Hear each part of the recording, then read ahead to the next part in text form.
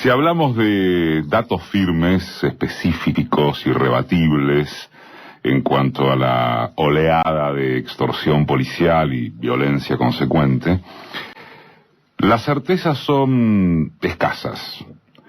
Aún así es factible, nos parece, trazar algunos ejes analíticos de los que puede estarse seguro, porque a mayor confusión e incertidumbre, siempre están para ayudar ciertos aspectos elementales del pensamiento y accionar políticos.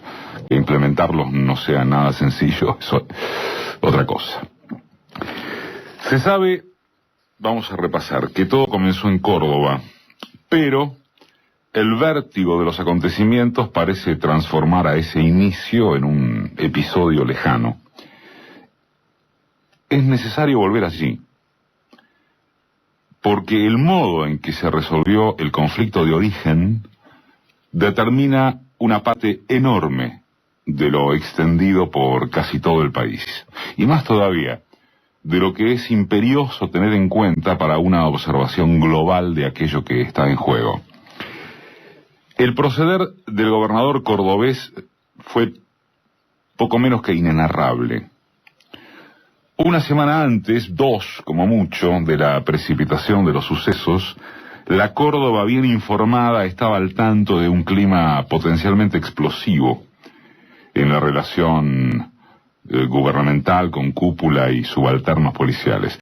Así fue corroborado en varias fuentes, a las que Casa Rosada y la prensa de alcance nacional no prestaron atención. Pongámoslo en primera persona, no prestamos, porque al tratarse de una provincia que ocupa centro geográfico, pero no político, se produce relajamiento. Es clarísimo, de todos modos, que la primera irresponsabilidad corresponde al cordobesista de la Sota, quien estaba de viaje irrelevante en Panamá cuando lo sorprendió la peripecia. Si es por desde ese momento hacia adelante, y con todo el respeto, por favor, a que obligan muertos, heridos, comerciantes despojados, lo que siguió es de Woody Allen. El gobernador tuvo que volver de sopetón pasada la medianoche y aprovechó la madrugada para reclamar por Twitter, que la nación le mandara gendarmes con urgencia. A las horas, en otra actitud que no debe tener antecedentes mundiales, ventiló en un comunicado teléfonos particulares del jefe de gabinete nacional, a los que, según él, hizo llamar sin descanso ni resultado.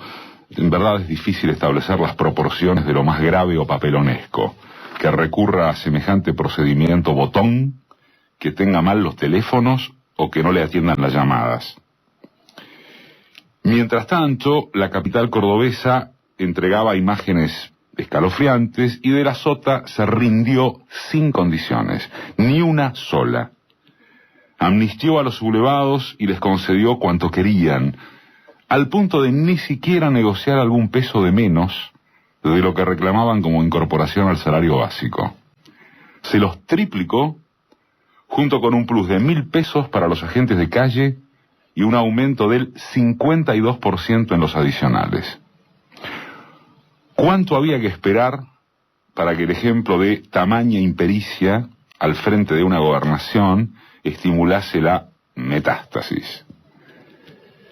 La respuesta es obvia, pero debería ser más obvio mirar desde el umbral explícito hacia unos meses atrás, cuando una investigación periodística local reveló las andanzas conjuntas del narcotráfico y las autoridades de seguridad cordobesas. Eso conllevó el degüello de los jefes del área en la única provincia que tenía un policía al frente del ministerio respectivo. Si se quiere ser algo indulgente con De la Sota, en el sentido de que tomó nota y descabezó, el juicio que merece es igualmente lapidario. No dispuso de plan B para enfrentar la reacción de los afectados. El periodo que va entre la liquidación de la jefatura policíaca cordobesa y el autoacuartelamiento de la tropa es prácticamente el mismo que separa a estar cobrando con tranquilidad de la caja del crimen narco y de pronto registrar que los ingresos de esa procedencia se vieron perjudicados.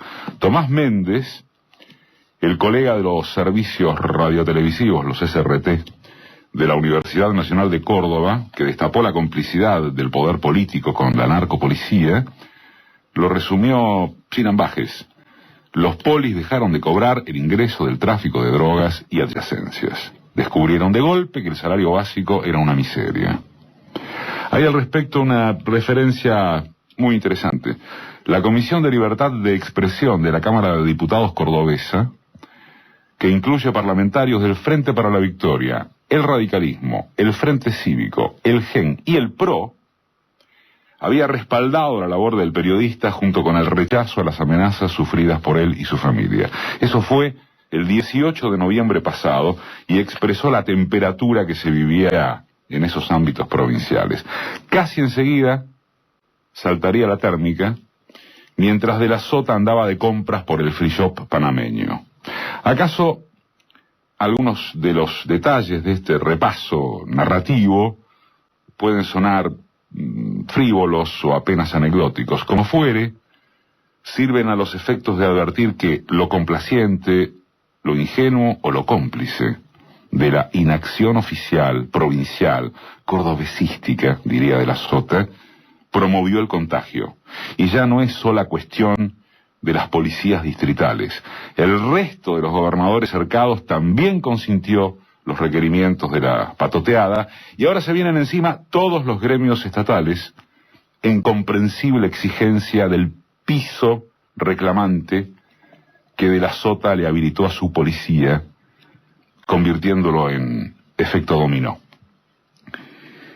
La violencia, los saqueos, muy lejos de ser un estallido social, ni cosa que se le parezca, tuvieron todas las características de zonas liberadas por las propias fuerzas de seguridad, nunca más patético el uso del término,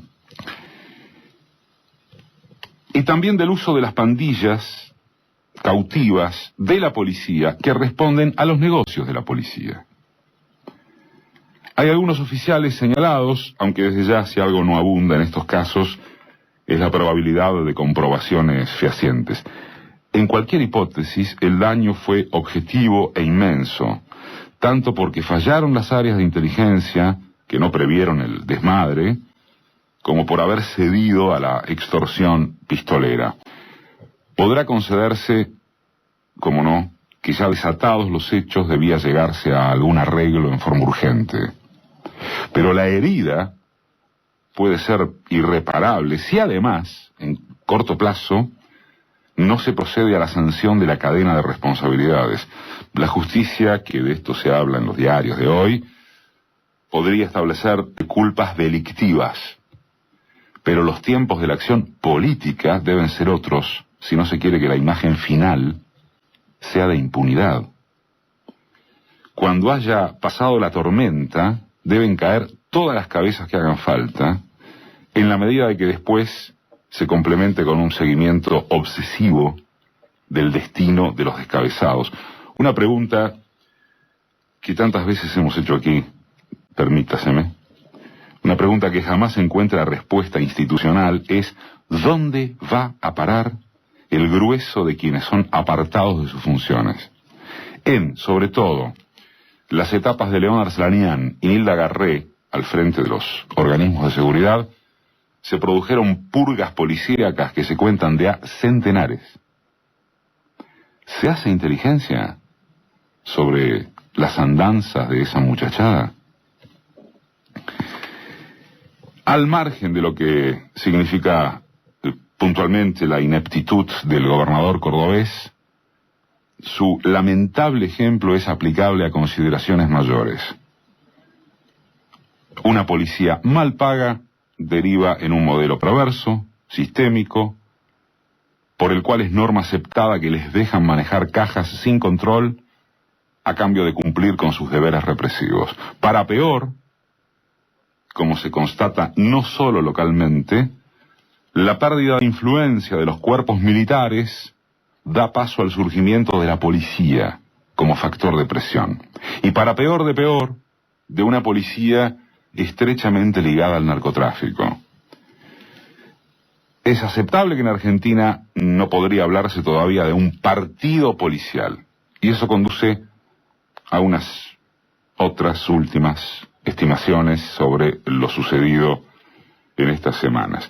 Según la opinión de quien habla, nada más que una opinión, los hechos no nacieron de algún tipo de conducción articulada, sino de una combustión inorgánica, focalizada, en la que se entraman sí las fuerzas policiales y el narco, aunque tampoco en condiciones emparejantes. No es lo mismo la policía cordobesa o la santafesina que la de Catamarca, La Rioja o Neuquén. Unas funcionan con los crímenes de drogas como ostensible e inmenso ingreso dinerario principal. Otras con cajas más repartidas entre menudeos varios.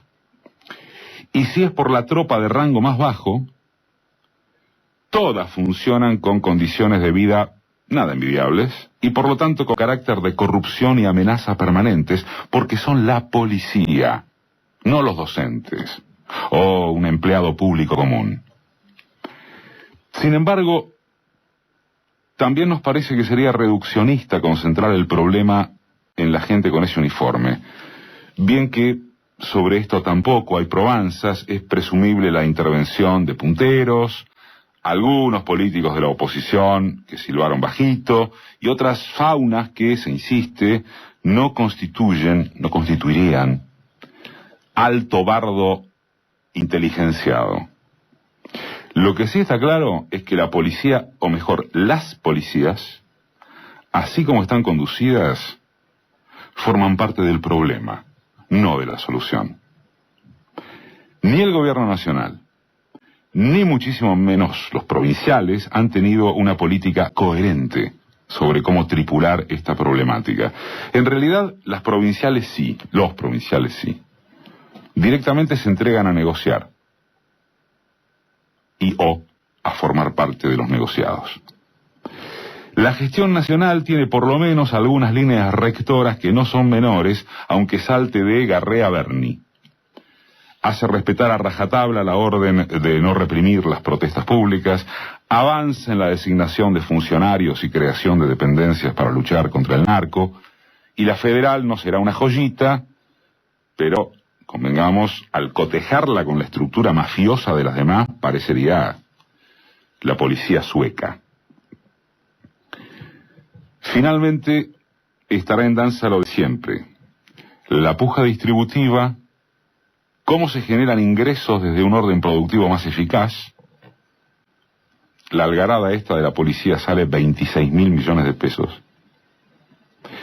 ¿Y a quiénes se afecta para priorizar un reparto más equitativo de la riqueza? El gobierno venía de recuperar el centro de la escena influjo de los diciembres argentinos aparte, le sale el grano de este clima enrarecido que algunos despistados, trastornados u operadores intentan relacionar con el 2001. Casualidad o no, conducción centralizada de estos incendios o simple, comillas, inflamación desarticulada, la cosa sigue siendo la complejidad de las variables y la sencillez de no confundirse de enemigo.